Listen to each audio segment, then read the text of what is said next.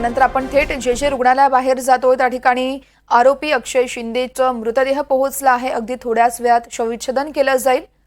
कळवा रुग्णालयात अक्षय शिंदेचा हा मृतदेह होता, पंचनामा झाला आणि त्यानंतर सध्या जे रुग्णालयात अक्षय शिंदेचा मृतदेह पोहोचला आहे। आपण पाहतोय हे दृश्य, अँब्युलन्सद्वारे अक्षय शिंदेचा मृतदेह हा जे रुग्णालयात नेला जातोय आणि इथंच शवविच्छेदन केलं जाईल आणि शवविच्छेदनानंतर अहवाल हा पोलिसांकडे सुपूर्द केला जाईल।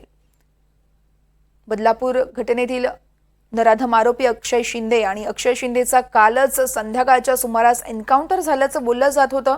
खरं तर अक्षय शिंदे यानं तपासासाठी नेत असतानाच पोलिसांचीच रिव्हॉल्वर काढून ही पोलिसांवरती बंदूक झाडण्याचा प्रयत्न केला होता, गोळीबार केला होता आणि याच वेळेस पोलिसांनी स्वरक्षणार्थ अक्षयवरती गोळीबार केला आणि याच वेळेस अक्षयच्या डोक्यात गोळी लागल्याचं सांगितलं जात आहे आणि त्यानंतर अक्षयला रुग्णालयात दाखल केला असता अक्षयला डॉक्टरांनी मृत घोषित केलं होतं।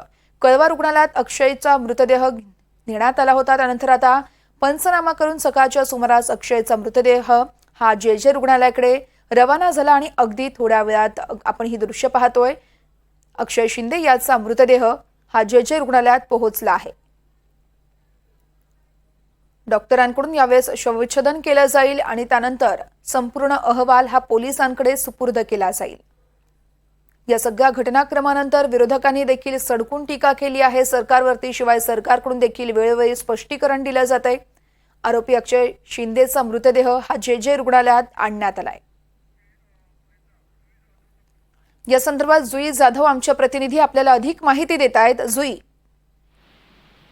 वर्षा 2 तासांनंतर अक्षय शिंदे याचा मृतदेह जे रुग्णालयामध्ये आणण्यात आला आहे। आता अक्षय याच्यावर शवविच्छेदन प्रक्रिया पार पाडली जाईल आणि त्यानंतर त्याचा मृतदेह त्याच्या नातेवाईकांच्या म्हणजे त्याच्या आई वडिलांचा सुपूर्द केला जाईल।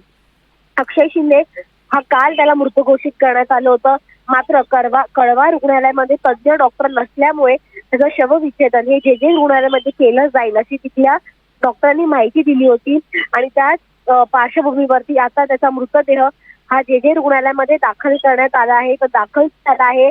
पोलिसांनी ही संपूर्ण जी रुग्णवाहिका होती त्याचा बंदोबस्त केला होता।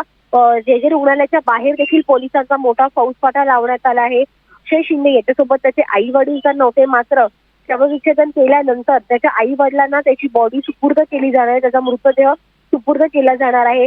आता जवळपास 2 ते 3 तास या संपूर्ण प्रक्रियेला लागू शकतात अशी प्राथमिक माहिती मिळते।